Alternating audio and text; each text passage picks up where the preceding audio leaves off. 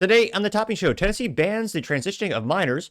Regulations waste 25% of Stellantis' engineering time. Audi pivots away from their EV goal and will continue to make gas engines for at least 10 years. Caitlin Clark gets hit down by 3 players and her teammates seemingly do nothing. And Mazda recalls 171,000 vehicles. All of that and much more on the Topping Show.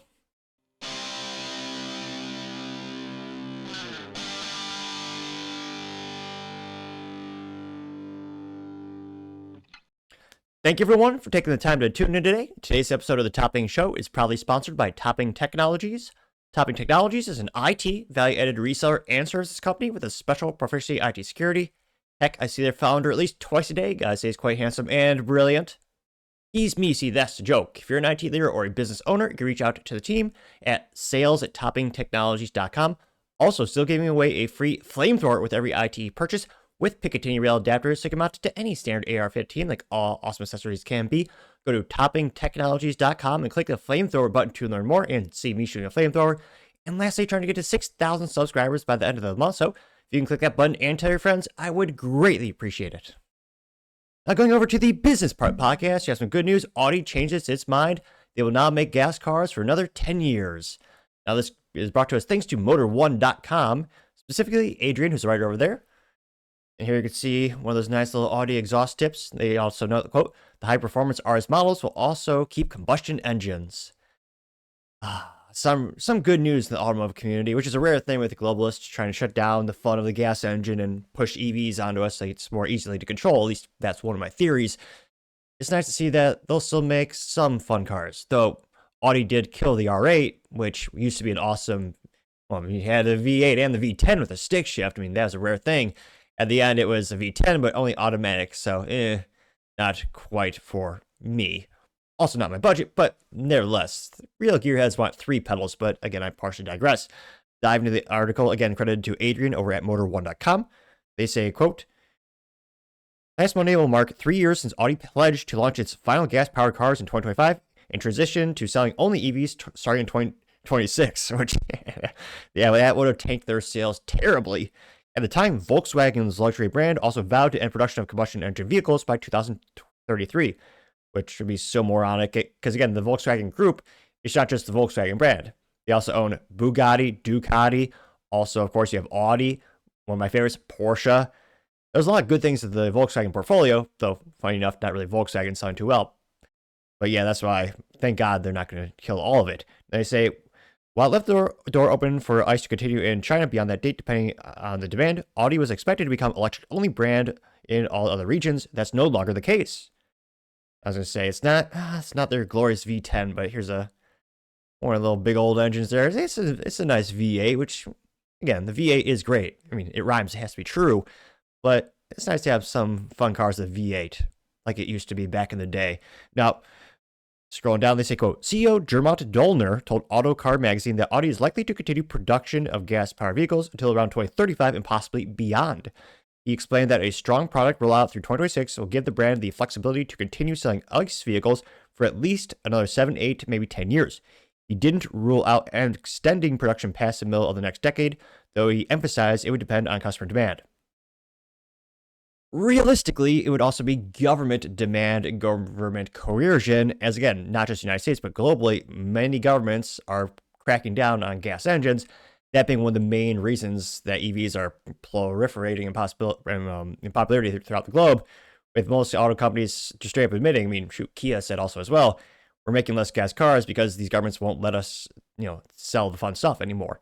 Now, diving more into the article, they say that, quote, then we will decide how our markets develop, and we have already decided to extend the production beyond the communicated dates last posted. The previous announcement was made under then CEO Marcus Dusmalson. Gernot Dollner took over in September 2023, while Audi was forced to discontinue the Q8 e-tron and close the factory due to poor sales. Yeah, that was their Audi EV. Yeah, not so successful. They say in the first quarter, Audi delivered 30.1% more fully electric vehicles compared to the same period in 2024. They also note that EV demand did rise to 46,371 units, though BMW nearly doubled that with 86,449 cars sold in the same period. Still, Audi is outpacing Mercedes, which delivered 40,706 EVs. A new electric vehicle model expected next year in the A3 segment should help increase EV adoption thanks to its lower price compared to the Q4 e-tron. I don't know about that. But the combustion engines aren't going away anytime soon. New models such as the A5, A6, I mean, of all the stupid names they have, I'm not a big fan of, when car companies, including Cadillac, Audi, they like to use numbers and letters instead of actual names.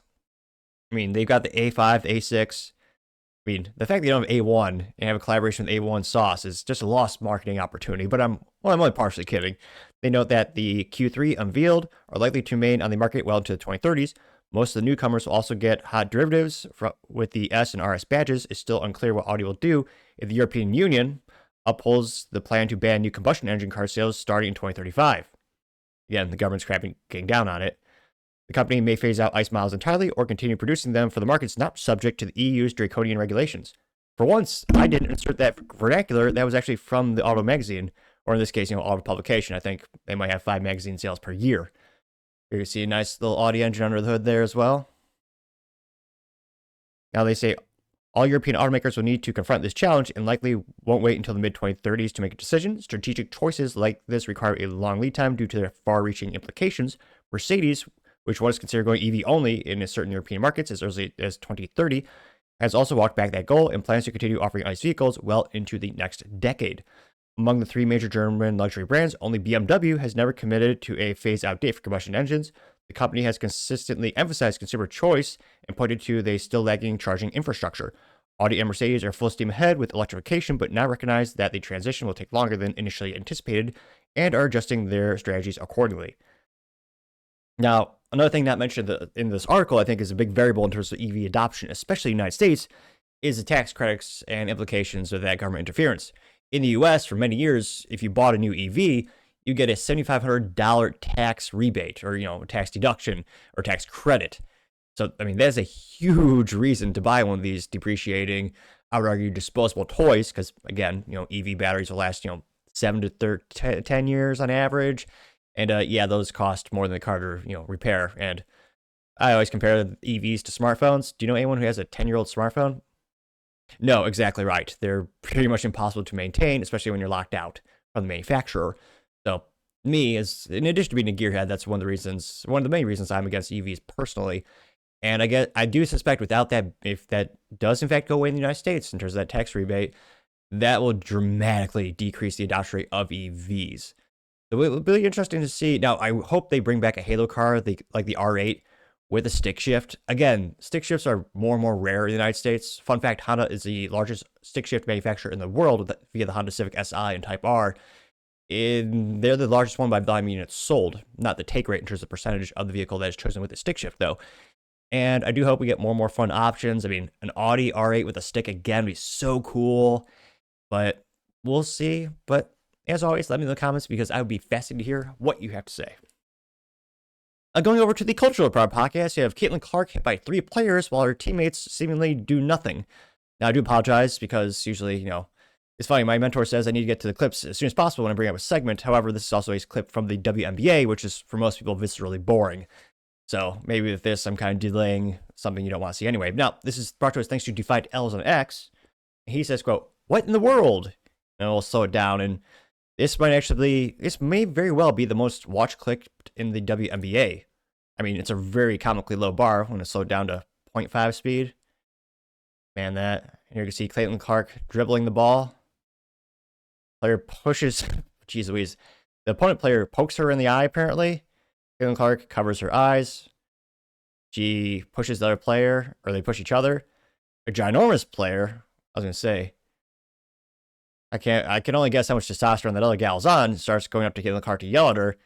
And then the third player of the opponent team knocks Caitlin Clark down onto the pavement. Or not the pavement, the wooden playing field. Whatever you call that in the basketball. Sports balls, I know very little of. That wasn't even grammatically correct, but I went for it nevertheless.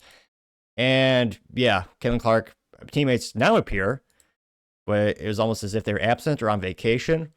In all honesty, they may have forgotten to show up since very few people actually watch this. I'm astonished there's more than 3 people in the audience. I don't know if this is a prisoner exchange thing where instead of, serving 5 years in prison, you'd knock off a year if you just went to a WNBA game. That'd be I mean, that would be a tall order of magnitude of pain. I'm not sure how many prisoners would take that option. I'm just like brainstorming, how are there so many people in the stands? I think that's a pretty sound theory. Now, this went pretty viral since Caitlin Clark is pretty much the only reason people watch the WNBA. Now, this went, got 12.7 million views as well as 67,000 likes. Now, one of the first comments comes to us thanks to Joey FAFO, says, quote, Caitlin's own teammates don't even have her back, getting 4.7 thousand likes. True. Brett Castile says, quote, Caitlin needs some teammates that will stand up for her or this will continue. They need to enforce hashtag Indiana Fever, protect your players, getting 10,000 likes, which I can't but think a lot of the players are jealous from her because, again, no one cared about, no one watched the WNBA prior to Caitlin Clark. Thanks to her, they basically doubled the amount of people who watched from 3 to 6 people. That, by percentage, that's huge. Still not profitable. Still lost 50. The WNBA still lost like $50+ million last year, but still. EGR says, quote, it's hard to watch. It's assault, and the WNBA is liable for allowing this to go on. Shame on them, gained 7.6 thousand likes. You say that, but legally speaking, I'm pretty sure the amount of waivers that players sign is probably akin to the thickness of a classic dictionary or perhaps an Encyclopedia Britannica, which is to say quite long and extensive. I'm pretty sure they will have no liability. You also have Sticks saying, quote, these women are dumb. They finally get someone who brings eyeballs to their lame game, and they resent her. Why? 7.2 thousand likes, and I would guess jealousy. That got 253 likes, or comments, sorry. The top responder comes from Lee Patekar, the Canadian flag, weird, says, female mentality, tear down anyone who outshines them. Got 596 likes. DJ Grom says, crabs in a bucket, women are women's worst enemies, getting 94 likes. Quanta Solus says, quote, jealousy, 90 likes. Chivok says, as Al Bundy says, oh, Al Bundy, that's a classic. Oh, don't... I'm going to try Al Bundy's accent.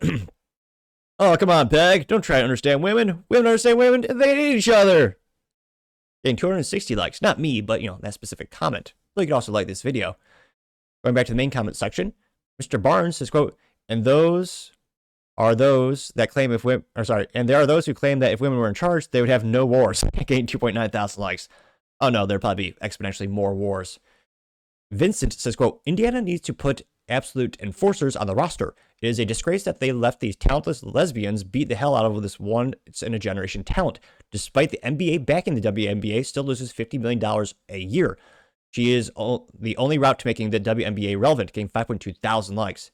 Yeah, talk about a lost leader, a sunken cost fallacy. Every year, the NBA wastes millions of dollars. I think it's over $1.2 billion that they've, quote-unquote, invested in the WNBA. I'm not sure if that's just a decrease of tax liability. It just makes the NBA look even less profitable. But granted, the NBA actually does make money. That just decreases your profitability per year, which would decrease your tax bracket potentially, depending on how they structure their business. But yeah, they waste a lot of money on the WNBA for all 13 people to enjoy and watch. You also have Greg Scott says, quote, no, I didn't jam my fingers in her eyeballs on purpose. He says all 3 women who ganged up on her should be suspended for the season, getting 9.9 thousand likes. Historically speaking, those gals are pretty good at dodging accountability. It's one of their top talents, so probably not. Christopher the Warrior says, quote, the WNBA commissioner should resign today. The refs allowed this should be terminated. Allowing anyone, let alone the biggest draw, to get physically attacked with no ejection or consequences is unbecoming of a pro basketball league, getting 12,000 likes, which I agree. I just laughed because they used the word pro. And again, this is not pro sports, and I would argue in any sense of the imagination. Based on how many people watch it or rather don't, and how much money it just loses. Let's see here.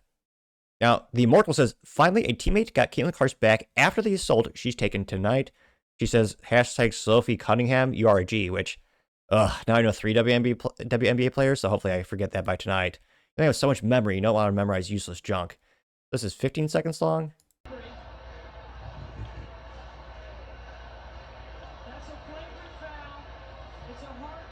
Holy crap. Yeah, that big old, African-American lesbian, most likely. Well, I could tell the first part, rather the second part. But yeah, you have one player blocking another player. The opposing player comes up and tries to choke her out. Jeez Louise. Yeah. The WNBA, the ass of class. Though, ironically, they actually don't have good asses. Some would say. I wouldn't be that crass, of course. Although what would Trump say if he's watching WNBA? Such a boring sport. There's just so much money. They don't have good asses. It's the opposite of volleyball. At least volleyball, you see some action in terms of the quality of the talent of the squats. You can see them work out. These guys are frumpy and boring. They can't even dunk. I mean, I'm guessing Trump may say something to that effect. But in all seriousness, they, attack each other and yeah. Which, I mean, at least that's moderately entertaining, which is, again, a low bar for the WNBA. That's saying something. But yeah, Caitlin Clark continues to be the only one that really draws any eyeballs. And again, statistically speaking, she's dramatically ramped up tickets, especially for her team, which is especially impressive. But yeah, I doubt any of these gals will actually be suspended or face any consequences. The real question is, culturally speaking, will the United States ever actually watch the WNBA to the point where it is financially viable as a business, where it actually doesn't bleed money every year? Again, this is also with sponsors wasting money by giving these gals sponsorships, which I cannot believe. They probably lose money on that as well. It's a lot of charity. But I mean, maybe it's good punishment. Like if someone loses a bet, I could see a guy going to the WNBA game to watch. But again, that's a small number of prospective clients. It's losing. I mean, it's technically moving in the right direction. It's possible they'll break even in my lifetime. But I mean, again, in terms of like, what would I do in my spare time, which with what little spare time I have, I mean, unless I did it ironically or like as a joke, I would never go to WNBA game. You don't want to pay for one. I wouldn't even pay for a ticket. But let me know in the comments because, as always, be fascinated to hear what you have to say. Now, going over to the political part podcast, you have the Tennessee Supreme Court upholding the transitioning of minors, rather the practice being banned in a 6-2-3 vote. Now, again, I should probably note that this part of the show is not child-friendly, though it is good news for children. Now, this is brought to us thanks to End Wokeness, in which he says, quote, breaking the Supreme Court upholds a law in Tennessee that bans the transition, quote, quote, care of minors in a 6-3 vote. This is now illegal. And this is, well, you can tell she's a leftist because of her crazy eyes and lack of, some might almost argue, lack of a soul. I mean, I know I don't have much ground to stand on in terms of visual looks, but I mean, geez Louise, she looks creepy as hell. I don't think it's coincidence. It's always these leftist moms where there's no father figure or he's spineless. Which again, you could also argue because the courts have basically gone all against men in terms of the alimony, the divorce. I mean, the divorce is just, yeah. You can guess why some men maybe don't push against this enough, but yeah, this is a horrifying clip, but this is what it used to be. Dr. Olson had a decision. You are in the perfect place to start on blockers. And she promises to begin giving her estrogen, female hormones, in 2 years. Around 13. Remember when leftists said this wasn't happening? It's all in your head? Yeah, more lies. That's what I think. Yes, you're not going to develop breast buds on the blockers, but you're not going to wait until 16 to start. You know that, okay? Josie received the blockers as an implant in her arm. It's okay if you cry. And I'm out of jail. So with all the bravery she could muster, you're going to feel a little bit of a... Josie held on tight as another chapter opened in this young girl's life. Girls. Oh, yeah, that kid looks happy. A lot of times it strikes me that, always that same mom. Had this happened just 20 years ago, thank you, I wouldn't have been able to give her blockers, and she would have had to go through male puberty. That terrifies me. It's all done. Do you want a hug? I don't know that. Jesus. Yeah. I usually don't proclaim too much religion in this show, but yeah, I would say I definitely thank God that they banned this in Tennessee. I mean, Jesus. Life-changing, life-affecting decisions being made on minors. And you can see clearly the mom is pushing this crap. I mean, this is one of the few controversial takes that I have, I suppose. I think culturally speaking, the average American is starting to realize that, one, this is happening, and two, it's not appropriate for children. And this went moderately viral, got about 800,000 views and 38,000 likes. Again, this is only one state. It's still legal in far too many. One of the top responses comes to us thanks to Valentina Gomez, and she says, quote, these parents abused their children, chopped off the genitals, and now have an entire generation of butchered children. Getting 2.2 thousand likes. Yep. The gas stove, our favorite contrarian, says, quote, a terrible decision made by the Supreme Court. I hope it will be overturned if appealed because gender affirming is crucial for trans kids. Getting 49 likes and 222 comments, which shows that they're extremely talented at engagement farming. Because again, that got the most responses. Now, the first response to the gas stove is from Dr. Mathimus Cloyus. It says, quote, why is SCOTUS taking away healthcare from trans kids? Getting 2 likes. The gas stove says because they're bigots. The most liked response is from Pendragon. Says, quote, dumbass, where would it be appealed to exactly? The SCOTUS is the end of the line. Furthermore, protecting the children from retards like yourself is one of utmost importance.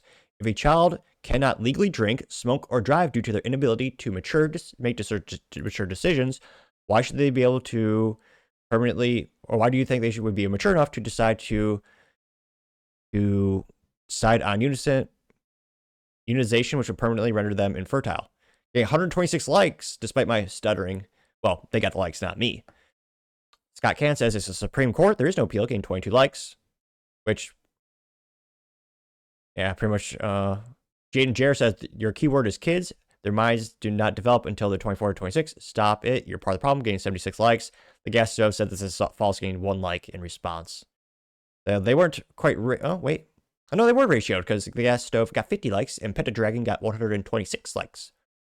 Going back to the main comment section, Heartland Grump says, quote, just remember, 3 justices of the Supreme Court were in favor of chemically castrating children and cutting off their breasts and penises.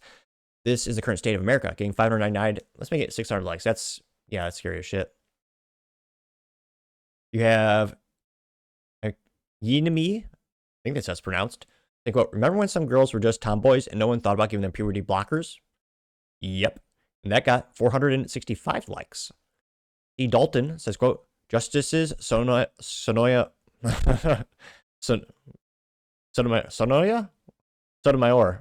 I never pronounced her first name till today. I don't know how I've gone this far without doing that. Elena Kagan and Ketanji Brown Jackson are evil women, getting 382 likes, which that's true, but this is the Tennessee state. Wasn't it? Did I read that wrong? Oh no, it was the U.S. Supreme Court. Oh, even better. That means there's no, this won't actually go to the United States. I thought it was a Tennessee Supreme Court. I misread that. But yeah. Well, Supreme Court justices, yeah. That's scary. Scrolling down more and more. Rividar says, quote, the mother should be in effing prison, getting 75 likes. I get 76 likes. Lorraine McCurran says, what kind of doctor or parent promotes this? Sad gave 48 likes. Well, there's also Big Pharma, because again, they get a customer for life when they do these types of surgeries and use these types of chemicals. There's a huge financial mechanism that it also very much wants these transitions to happen.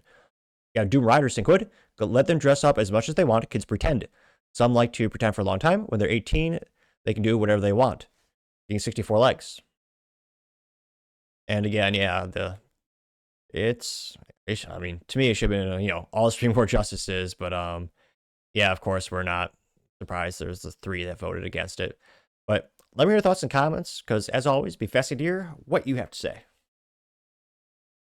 Other interesting political news, you have Stellantis saying that regulations waste about 25% of their time, which also increase the cost of goods sold to the consumer. This is brought to us thanks to Motor1.com, and they say, quote, regulatory work eats 25% of Stellantis' engineering hours. The company's chairman claims it has, quote, no value is added during that time, which is also credited to Adrian, who's a writer at Motor1.com. That's pretty cool. Is that a Peugeot? I don't like the fact it's a hybrid, but the fact that it's green, that's pretty cool shade of green.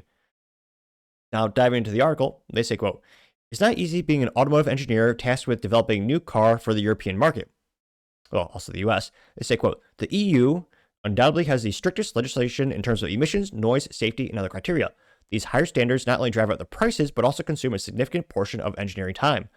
Stellantis chairman John Ekman told Automotive News Europe that an engineer working on one of the largest automotive conglomerates spends more than a quarter of their time solely on ensuring compliance with the EU's stringent regulations. He says, quote, if you look at our engineers, more than 25% of their work is just compliance, no value added, unquote. And it's only going to get worse. Eichen, who also chairs Ferrari, says cars sold in Europe will need to meet more than 120 new regulations by the end of the decade. The most daunting challenge is reducing fleet emissions. That's 93.6 grams per kilometer average for 2025 to 2029 is already 15% lower than the previous standard.